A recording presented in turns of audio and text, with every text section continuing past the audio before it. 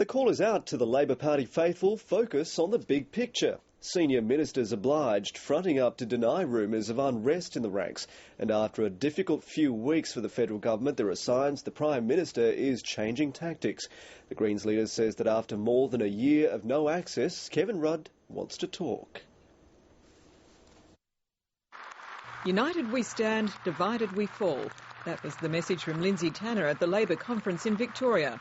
Never forget that the challenges, the difficulties, the disagreements and the disappointments of today are normal.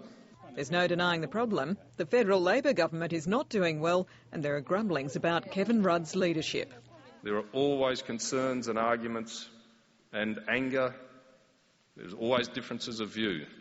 But we need to keep focused on the bigger picture.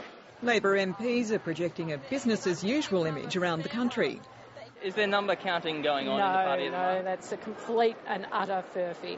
The voters turning their back on Mr Rudd aren't migrating to the coalition, a point the Nationals parliamentary leader acknowledged at the party's federal conference. They're parking their vote with the Greens, and I think that demonstrates that there's a great deal of volatility in the community at the present time. Despite Kevin Rudd hailing climate change as the greatest moral challenge of our time, he didn't speak directly to the Greens leader during the disastrous ETS negotiations with the coalition, nor when they collapsed and not since.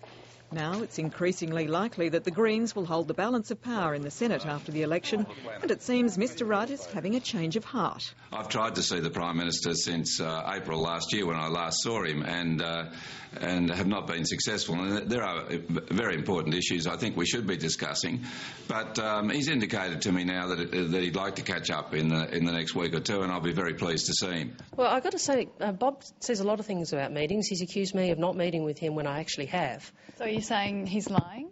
No, I'm saying that the government has been meeting with the crossbenchers in order to get legislation through the Senate.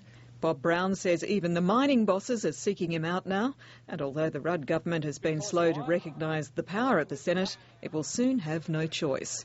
Deborah Rice, ABC News.